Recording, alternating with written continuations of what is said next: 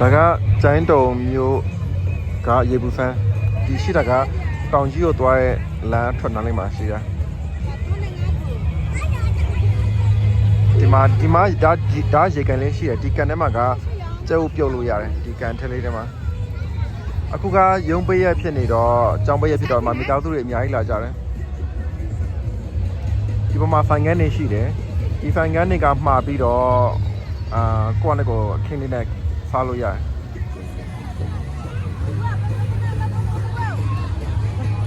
မလူရန်စီဒီနေ့ကရုံးပေးရကျောင်းပေးရဖြစ်နေတော့မကားရည်လည်းအများကြီးပဲနော်ဒီနေရာလေးကရေသွားချိုးလို့ရတယ်ဒီအပြရောင်တဲလေးတွေကဒီနေရာလေးဒီမှာရေချိုးလို့ရတယ်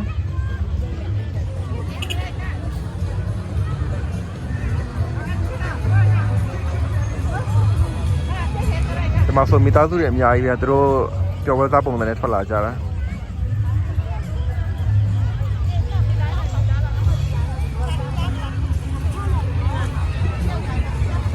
ခိုင်နောက်ခါနေကျွန်တော်ဒီကြက်ဥတွေပြုတ်တဲ့ရေကန်ရှင်းနေတာပြပေးမယ်